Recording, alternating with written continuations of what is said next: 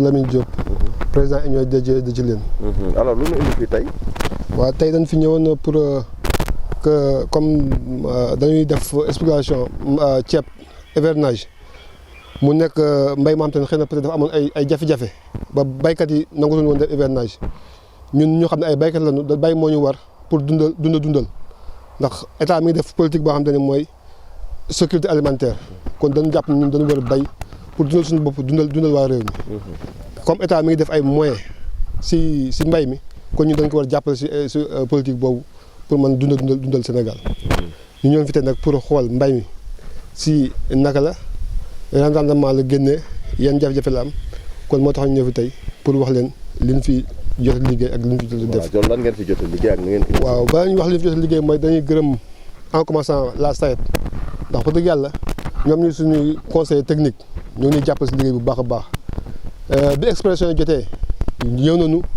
bind expression yi déposé ko banque ba am ay travaux yoo xam dañ ko doon def ñu taxawuñu lu mel ne que gravitaire am na benn passe gravitaire ba am te ni seet moo ñu jàppale taxawuñu ba ñu defar ko liggéey ko ba mu egg si jàmm ak salaam ba mi ngi fonctionné aussi expression yi mu déposé ko pousse ñu encore pour ñu campagne bi démarrer tôt ndax chef secteur wax dëgg yàlla bi campagne jotee may ñu jàmm may ñu saam chaque jour dina woote wax ni jot na commencé na ba ñu commencé semi ñu ngi commencé semer le 9 août la ñu commencé semer pare fin août bi ñu semee pare wax dëgg yàlla am levée yu baax wax dëgg yàlla nit ñi aussi continuer góorgóorlu liggéey encore seet di leen jàppale di leen conseil agricole bi du jóg si tool yi di ñu conseil di xool jafe-jafe yi ak fu ñu war a jëm ba tey ñu egg si fi tey si récolte yi. fii si pont gendarme si période hivernage bi ñaata ngeen fi bay ak nan la fi mbay mi toogee ak voilà lan ngeen xalaat comme rendement. waaw fii si Thielène ñu ngi fi dem campagne hivernage 140 hectares yoo xam te ni banque agricole moo ñu ko financé kon moom aussi ñu ngi koy gërëm parce que depuis ñu commencé ak tey moom moo ñuy financé suñuy crédit kon kooku dañ koy jaajëfal di ñaan yàlla liggéey bi gën a continuer gën a jëm si kanam rendement yi ñu fi estimé pour l'instant ñoo ngi si ay 6 tonnes 500 à 7 tonnes moom lañ amagum si première récolte yi. ginnaaw bi ñu duggee si campagne bi di nekk si xëy peut-être fin bi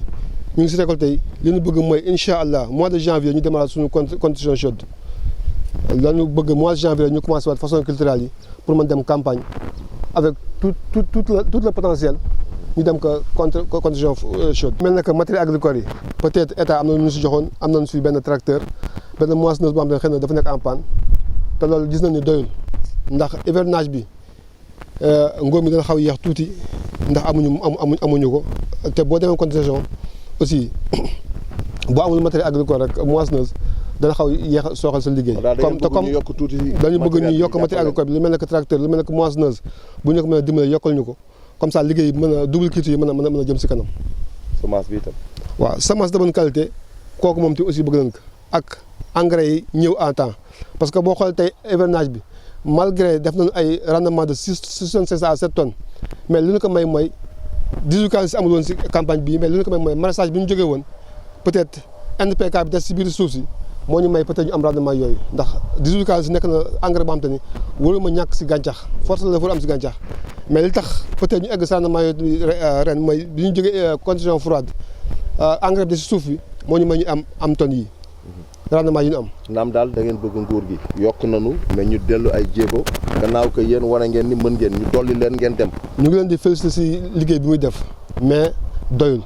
dañu bëgg ñu gën a dolli intrants yi di ñëw à temps intrants de qualité aussi si prix à des bons prix ñu mën continuer liggéey bi mu jëm si kanam. ñun ñoo ngi fii tey ci union de Thielène man maa ngi tudd Madiom Niang président di PCA union de Thielène di am kontaan bu baax ci visite bi ngeen ñëw fii di visite ci activité bi nu nekk di hivernage bi nu nekk nga xam ni ministre bi mu génnee première sorteem fii la ko defee woon ci même parcelle ISRI yi foofu la ko defee woon donc xam naa ngeen toppaat ci di xool ba xam ne mu mel jamono boobu noo ngi nekkoon ci maturité mais tey actuellement nii noo ngi nekk ci récolte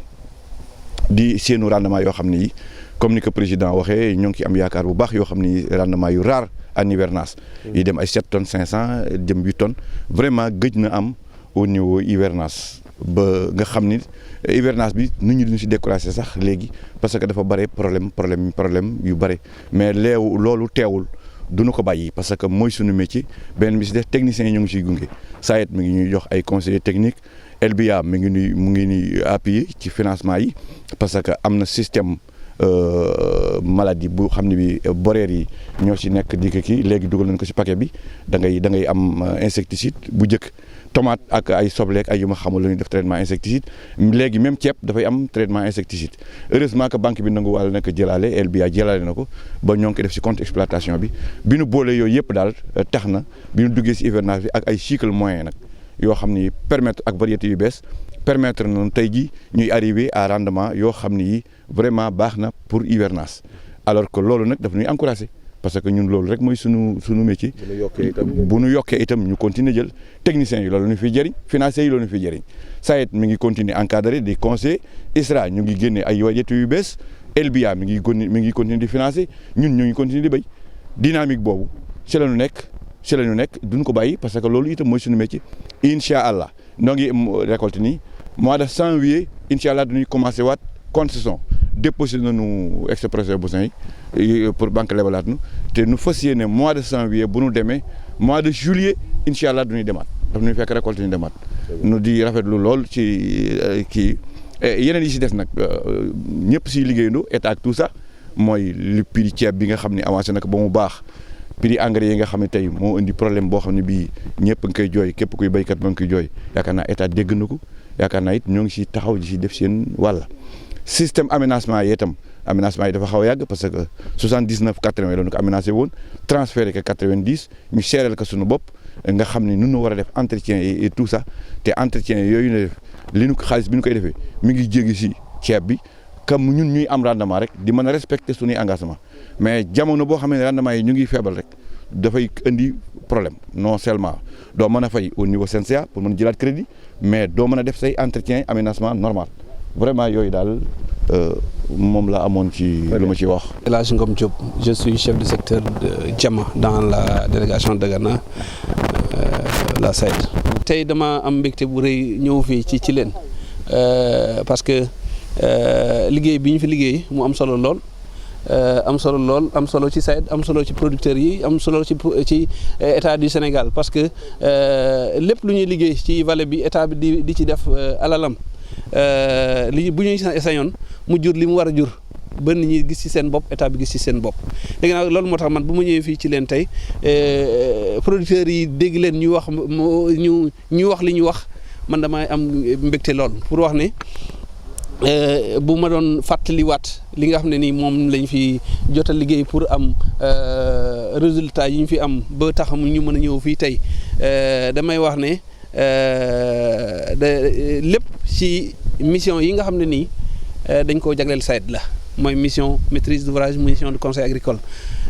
maîtrise d'ouvrage ci wàllu aménagement yi conseil agricole ci wàllu gën a dooleel béykat yi pour que lépp lu ñuy liggéey mu mën a jur njëriñ. léegi nag may wax ne li ñu njëkk a def pour préparer campagne bi nga xam ne campagne hivernage métti na mais dañoo teel a jóg pour defar conditions yu baax yoo xam ne nii producteurs yi bu ñu ci jaaree daañu mën a am ay résultats yu baax bi ci njëkk mooy fexe ba aménagement bi lépp lu ci loo xam ne nii dafa am yàqu-yàqu wala loolu ñu mën koo defar loolu li ñu ci def mooy. def tuuru aménagement bi xool yàqu-yàqu yi yëpp defaraat station de pompage yi et cetera nga xam ne travaux yooyu yëpp defar nañ ko pour waajal campagne bi beneen axe bi am solo mooy axe financement parce que xam ngeen ne fii ci delta bi ci vallée du fleuve Sénégal kenn mënu fi def campagne agricole te amoo financement parce que li ñuy def ci mbéy mi moo am solo ci wàllu koppar léegi nag. loolu moo tax dañoo teel a incité équipe conseil agricole yi ñu defar dossier financement producteurs yi déposé ci banque agricole parce que banque agricole loolu mooy vocation mooy financement de la production loolu teel nañ ko def beneen bi ñuy def mooy fexe ba conseil agricole yi di dugg ci tool yi encadré béykat yi te loolu dama ci bëggoon taxaw parce que day nekk ci benn aménagement boo xam ne nii man dama leen di sant di leen gërëm parce que sincèrement man à chaque fois bu ma waxee béykat yi dañ may dégg ñoom bu ñu waxee man dama leen dégg te loolu dafa neex daal dafa neex parce que loolu mooy tax résultat am man bu may wax ànd ak nit te li ñuy wax kenn du ci jëlee njëriñ xam nga ne loolu neexul daal te fii gis naa ne lépp lu ñu fiy liggéey béykat yi dañoo ànd ak SAED di déglu SAED di def ay réunion di dem ak ñëw et cetera di dugg ci tool yi ensemble chaque fois da ngeen di gis ay reportages même sur les ci chaînes locaux yi pour que ñu gën a dooleel mbéy mi te loolu dama ko bëggoon saluer gërëm ci béykat yi dirigeant kuréel yi fi nekk parce que loolu seen taxawaay la te loolu dama ko bëggoon souligner bu ko defee ñëpp dégg ko beneen bi nag mooy te loolu mooy njomboxtal bi mooy rendement yu important yi ñu fi am mu wóor leen ne rendement hivernage nit ñi dañ koo xaw a ragal parce que hivernage li ci xew dafa bari te nit ñi généralement dañuy am crainte pour dem campagne hivernage mais fii gis nañu ne campagne hivernage mën na nekk te campagne hivernage mën na am rendement bu baax te campagne hivernage mën nañ jur njëriñ pour béykat bi mën na ko jur pour SAED mën na ko jur pour état du Sénégal parce que en définitive lépp lu ñu fi liggéey loolu laa doon wax sànq dafay nekk loo xam ne nii dafay impacter la politique de l'état en matière d'agriculture ñu ciy remercier bu baax président de la République ak ñu mu àndal beneen bi mooy damaa yaakaar ne fépp yu ñu jaar tey pour que mbéy mi mën a dox pour que campagne hivernage bi mën a jur résultat bi mu am tey daañ ko bindaat ba mu baax bu ko defee ñu mën koo tasaare bu ko defee yeneen union yi yeneen producteurs yi mën a xam ne lii bañ ko defee fee jur na njëriñ ñun war nañ cee mën a copier pour mu jur nañu njëriñ pour que un peu les campagnes d'hivernage qui constituent ñi nga xam ne nii ñoom mooy suñu problème tey en tout cas li ñuy réaliser en campagne de saison sèche chaude mën na guñ ko réaliser en hivernage te defe naa ne loolu buñ ko defee dina tax en fait mobilisation bi gën a baax bu ko defee nit ñi mën a am lu ñu bëgg ci campagne yi ñëpp mën ko am. alors si liggéey bi mu amoon nag ay coob yu jib ci Grand Digue Telel ak ci débit ticket donc lan nga ci yàbbi. waaw dama doon wax léegi ne en fait li ñu war a tax a ñëw fii tey en fait bokkul dara ak loolu mais li ma bëgg a wax rek mooy te loolu dama koy wax à l'endroit des jëmale ko ci ñooñu suñu partenaires yu baax yooyu nga xam ne ñoom la ñuy àndal ñu xam rek ne lépp lu ñuy jéem suba ba ngoon seen njëriñ képp la parce que en définitive ñun ñoo fi def c'est vrai que SAED moo fi def aménagement yi mais ñun jëriñoo woon ko nous sommes en fait li ñuy nekk mooy bénéficiaire secondaire wala tertiaire sax li ñoom li ci ëpp solo ñoom ñoo ko gën a jëfandikoo ñun li ñu bëgg rek mooy gën a defaraat mbir yi bu ko defee mu gën a baax gën a taxaw te mu mën a jur njëriñ parce que en définitive aménagement yi bu taxawee aussi il faut ñu am ay kuréelu béykat yu baax yu taxaw tem yoo xam ne nii li fi ñu bëgg a yegg dañ fi yegg ak ñoom. di ci leen dans la même délégation et c'était un peu pour voir l'état de la campagne d'hivernage et discuter avec les producteurs sur les potentiels les rendements effectifs qu'ils ont obtenus pour la présente campagne. Ce que je voudrais dire, c'est que la SAED, en relation avec les producteurs, travaille sur les producteurs et les partenaires travaillent sur deux axes, deux missions fondamentaux. La première mission, c'est la mission de maîtrise d'ouvrage délégué de l'État du Sénégal en matière d'infrastructure. La deuxième mission, c'est la mission de conseil agricole. Et sur ça, on a développé certains axes pour appuyer les producteurs de Chilène en direction de la campagne d'hivernage. Le premier axe, c'était l'intervention qu'on a fait en fait les différentes interventions qu'on a fait pour préparer la campagne, parce qu'une campagne, pour réaliser les rendements qu'on veut réaliser, ça demande une certaine préparation. La première activité qu'on a eu à réaliser, c'était la réflexion de l'aménagement. Tout le monde sait que les casiers que nous avons sont des casiers assez anciens et ça demande une certaine réparation pour un peu maximiser les rendements qui sont attendus par les producteurs. Et en début de campagne, en relation avec l'Union, on a fait le diagnostic de l'aménagement et on a identifié toutes les défaillances qu'il y a dans l'aménagement. Et sur ça, on a réalisé les travaux qui sont attendus à partir des ressources de l'Union. Effectivement, avec l'autorisation de la Direction générale de la SAED. L'autre axe sur lequel on a travaillé, c'est l'axe financement. Le financement est un aspect important de la mise en valeur et parce que vous n'êtes pas sans savoir qu'il est difficile de faire une campagne de culture irriguée dans la vallée si on n'a pas les moyens. Et c'est pour ça que la relation entre la LBA, la Banque agricole et les producteurs, c'est une relation qui est assez importante parce qu'elle permet de régler cette question du financement. Et c'est pour ça qu'on a travaillé sur cet axe-là, pour permettre à tous les producteurs qui sont dans l'aménagement de réaliser les performances qu'ils veulent faire en termes de mise en valeur. Le troisième axe, c'est l'axe appui technique. Et le producteur le disait tout de suite, nous avons des équipes de conseil agricole qui se déplacent dans les différents aménagements pour un peu conseiller les producteurs. Et ici, je voudrais le reconnaître, je voulais le souligner aussi, nous sommes dans un aménagement où les producteurs sont très attentifs au conseil de la SAED. Et ça, je leur en remercie, c'est vraiment un immense plaisir de travailler ici, parce que à chaque fois que nous sommes en réunion, quand nous nous déplaçons sur le terrain, c'est parce que c'est des producteurs qui écoutent, des producteurs qui pratiquent véritablement les conseils qui sont ceux de la SAED. Et aujourd'hui, à l'arrivée, c'est les producteurs eux-mêmes, bien avant, un peu avant 2-3 jours avant les sondages de rendement. Vous savez que la SAED chaque année fait ce qu'on appelle les sondages de rendement. C'est une estimation de la production à partir d'un schéma technique qui permet véritablement de retracer tout ce qui est performance en termes de rendement et en termes de production. Bien avant 2 jours avant le sondage, les producteurs nous ont alertés pour nous dire qu'ils ont réalisé des performances assez